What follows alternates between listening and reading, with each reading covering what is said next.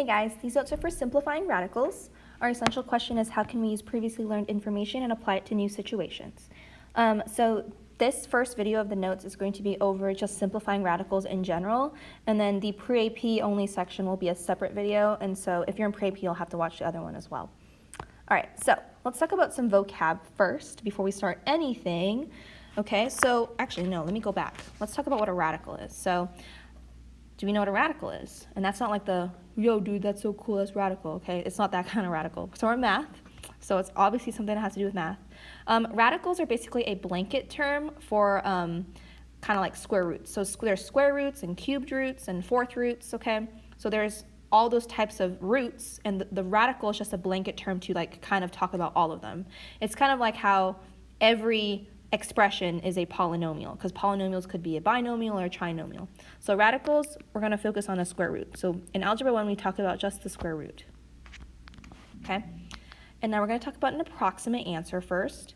Now an approximate answer, so if you had a calculator and I asked you to put square root of 8 in the calculator, you would get something that doesn't go in evenly, and it would have like a really long decimal. So an approximate answer in that case, you would have to round. So this is a rounded solution, and this is near the exact answer, but not exact still, obviously,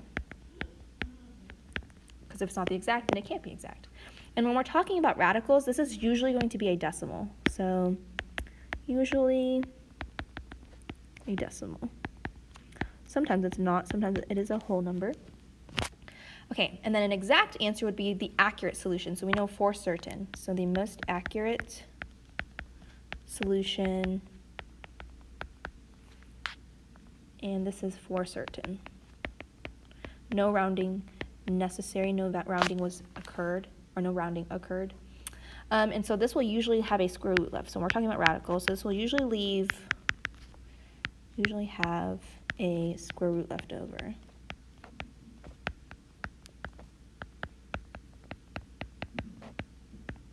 Okay? And then a prime factor, so let's talk about what a prime number is first, and then we'll talk about what a prime factor is. So prime numbers are numbers that are only divisible by two integers, 1 and itself, okay? Now those two integers do have to be different. So prime numbers would be like 2, 5, 7, 11, 37. These are all prime numbers, okay? And then factors, if I asked you to list factors of 12, that'd be like 1, 2, 3, 4, 6, and 12. Those are all numbers that go into 12. So a prime factor, let me do that in blue, are prime numbers, okay, that can be multiplied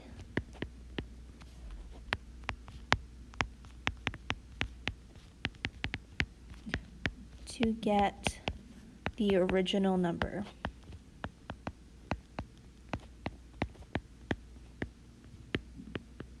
Okay. Now, let's kind of talk about what factor trees are, and we're going to review that. That's something that you guys learned in middle school, so hopefully it's not too much like, it's not too unfamiliar to you, or at least it rings up some bells. So in order to simplify radicals, we need to use factor trees. And so we're going to go ahead and factor 32. Okay? Now, you can literally pick any two numbers to factor. So you can pick 2 and 16, 4 and 8. Okay, it doesn't really matter. I'm going to pick 4 and 8. Okay? And then once I factored 32, I'm going to cross it out. I like to cross out the numbers after I factor because when we simplify radicals, it'll be helpful. And then for 4, I can keep going, so that's going to be 2 times 2. I cross out the 4. Now, you're probably asking, like, how do I know when to stop? You know when to stop when you only have prime numbers left. And so since 2 is prime, I can stop. However, 8 isn't, so I have to keep going, and I have 4 times 2, and then I have 2 times 2, okay? So here, my prime factorization would be 2 times 2 times 2 times 2 times 2. I have 5 2's here. Now, this part in the green isn't really that important, so if you don't really want to write that down, you don't have to. That's not what this section of the notes is over anyways. But prime factorization is unique to every single number. So there's no other number that's going to be exactly 5 2's like that, okay? There's only this number, only 32. It is the only number out of all the numbers. Okay, Now let's go ahead and let's do this purple, and do 108. So I'm going to pick 9 and 12. Now let me do 108 with 2 and 54 just to show you it does not matter what you pick, okay? So I'm going to do the 9 and 12 first. So I already did that, so that's going to be 3 times 3, and since 3 are prime, I can stop. 12 isn't prime, so I'm going to keep going, and I have 4 times 3, and then 2 times 2, okay? So here I have 2 times 2 times 3 times 3 times 3, okay? Those are all my primes. And then over here, okay, so I decided to do, let's say you were something else, and you're like, I wanted to do 2 and 54, because I don't want to do 9 and 12. I didn't think of that first, which is fine. So you have 2 and 27, okay? 27 can be factored. That's going to give me 9 and 3. And then I can keep going with 9, and I have 3 and 3, okay? So I factored all of them, but at the end, I still, whoa, that was weird. At the end, I still have the same thing. Do you see that? So I still have the exact same prime factorization. Every number is unique. So if you do 108, no matter what two factors you decide to use, it will always be the same factorization, okay? Last one is 42, 6 and 7. I have, 7 actually is prime, so I can't keep going. 2 and 3. So I have 2 times 3 times 7, okay? So those are my prime factorizations. Now, I have a little star down here because I do want to say something very important, or ask you something. What is the lowest prime number? What is the smallest prime number that we have? Okay, the smallest that we have is 2, okay? Now you're like, why isn't 1 a prime number? It's divisible by 1 in itself. Now the definition of a prime number is that it's only divisible by 1, well, it's divisible by 2 integers, which is 1 and itself. However, 1 is divisible by 1 and 1, which is the same integer. So it's not considered a prime number. So 1 is not a prime number. So when you're doing these factor trees, you don't want to do like, 2 times 1, and then keep going. Like, 2 times 1, 2 times 1. It'll keep going. It'll never stop. So 1 is not a prime number. So you always stop when you get to your lowest, which is 2. But sometimes you could have 3, 7, 11. You get the idea. Okay. So these notes for simplifying are pretty short. I only have 6 examples here. Now the first way I'm going to show you is going to work the same for the rest. However, the first time I do it, I'm going to do it like the math way. And then the second time I do it, I'm going to do it like my story way so that it can help you remember. So here I have a radical. Now, if I asked you the square root of 36, what would you say? You'd be like, that's 6. And how come I get 6? How come I get a perfect number? Well, because 36 is a perfect square, right? 36 is perfect, and you can square root it. However, 80 isn't, and so our goal is to try to simplify it as much as possible, even though we can't square root 80. So I'm going to pick 2 numbers. You can pick whatever you want. You can pick 2 and 40. I'm going to pick, let's say, 8 and 10. I'm going to pick 8 and 10. Okay, cross out the 80, and then I have 4 times 2 here, and then I have 5 times 2 over there, and then this will be 2 times 2. Okay, now with the factor trees, we stopped here, okay? But obviously we're simplifying radicals, so there has to be another step. Now, that means that 80 equals 2 times 2 times 2 times 5 times 2, okay? So those numbers multiply to make 80. So we're going to simplify the square root, so I'm going to have a square root over there. Now, when you're talking about square roots, they have to come in pairs, okay? Because square means 2, or when we square something, it's 2 things. So I have a pair of 2's here, okay? And I have a pair of 2's here. I know that looks kind of ugly. Okay, but I do have a pair of 2's. And then I also have a 5 that's by itself, and I'm going to box that. So since it doesn't have any pairs, I'm going to put it in a box, okay? Now these red 2's, let's talk about them. I'm going to look at this set first. So these 2 times 2 is 4. And since we're square rooting, what is the square root of 4? 2. So this first set of 2's is going to go here. This one right here. Okay? Oh, whoa, that was loud. This one is to this 2. Okay? Now, the square root of these 2 would be 2 times 2, which is 4. And the square root of that is going to be 2. So I have another 2 on the outside. And then the 5 was the only thing that I couldn't square root. So that's going to go back inside the radical. Okay? And then you would simplify this as much as possible, and you would get 4 square root of 5, because you do 2 times 2. Anytime you take out stuff, it's always going to be multiplication. All right, so here's the story that I'm going to tell you, okay? Think about this like parents going on a date, okay? So you always want to look for pairs because there's always going to be 2 parents. So they're going to go on a date together. Now, this first one over here, these pairs of twos, there we go. We have a pair of 2s, so that's 1 set of parents, and then here's our other set of parents. So we have 2 sets of parents here. Now, when these parents leave, they're going to take 1 car each. So these parents are going to take 1 car. So this car right here is this one, okay? And then the other set of parents, these 2 guys, they're going to take another car. And then whatever is left, whatever's in that box is like your children. Your children aren't going to go on that date with the parents, so the children are going to go back inside the house, okay? And so I'll explain this a little bit more in number 2. I'll use a story with that one. Okay, so let's do square root of 252. I'm going to pick, I think it goes into 12 to be honest. 252 divided by 12. Yeah, 12 times 21. Okay, now again, I'm still crossing stuff out because it does help me look for my prime numbers. I don't want to have to like mix my numbers up. And then 12 would be 4 times 3, cross out the 12, and then 2 times 2. Okay, and then 21 would be 3 times 7. Now I'm looking for pairs here. You're always going to look for pairs.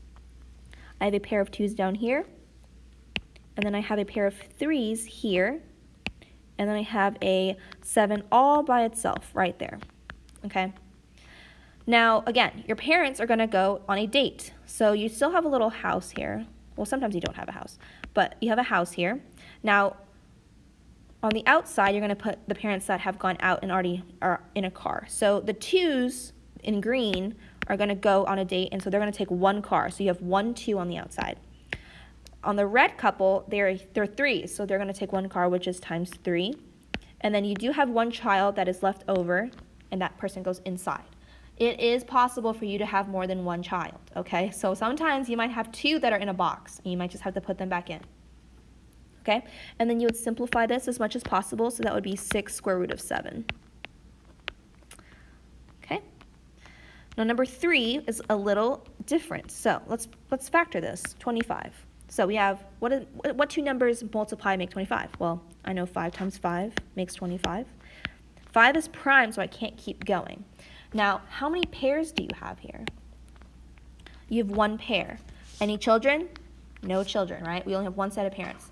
If you have no children, it is a perfect square, okay? If there are no children left over, if you have only parents, it is a perfect square. So in that case, those parents are still going to go on a date, and they're going to take 1 car, which is 5, okay? No one in the house because there are no children, okay? There is no house anymore, okay? Let's move on. Number 4. I'm going to keep factoring, so factor 72. I'm going to pick 9 and 8. If you want to pick 2 and 36, you can. I do not care. You'll get the same thing I do as long as you factor correctly. And then this will be 2 and 2. Okay, I'm going to look for my pairs. I have a pair of 3s and a pair of 2s. And then this 2 is all by itself. Okay? So 1 pair of parents are going to go out there, and 1 car, the other car is there. I'm actually going to erase this. Oops. I'm going to put that box in green or something so that we can see the different colors. Okay, and then that child's going to go back in the house. Okay, and then that would simplify to 6 square root of 2. Now you're like, how am I supposed to check to see if this is correct? Or how do I know when to stop? You know when to stop when whatever's in your radical, whatever's in that square root is literally only children. Okay, so there's no pairs left inside the house. You can't have any pairs left. You can also check your answer by plugging them in the calculator. So for example, number 4, I can plug in square root of 72, and it'll give me a number in the calculator. I can plug in 6 square root of 2, and that'll give me a number in the calculator. And those decimal numbers should add up, or they should match up. That's what I mean. All right, and then number 5 and 6 are the only ones that we have left. Now these are a little bit different, right? There's numbers on the outside. Now, how do those numbers get on the outside? Well, those are parents that have already gone on a date and they're already in a car, okay? So I'm going to kind of highlight it for now and kind of leave it alone, but I'm going to continue like normal. So just pretend like that 2 isn't there, and I'm going to factor the 20. I have 2 times 10, and that'll be 5 times 2, okay? Now I have one pair here. I have a pair of 2s here, and then I have a little 5 that is back in the house.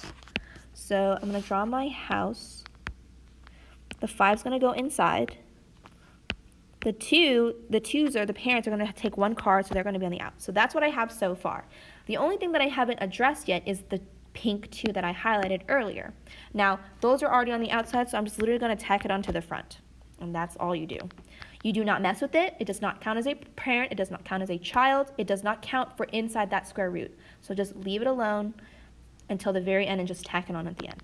And then you simplify. So you should get 4 square root of 5. Okay. Number 6, same process. I'm going to keep that 3 on the outside for now. I'm just not going to worry about it. And I'm going to factor 54. I'm going to pick 9 and 6. And then I have 3 and 3, 3 and 2. Okay, looking for pairs. I have a pair here, but I have 2 children this time. Now I said it is possible for you to have 2 children as long as they're not the same, because if they're the same, then they can be taken out. So,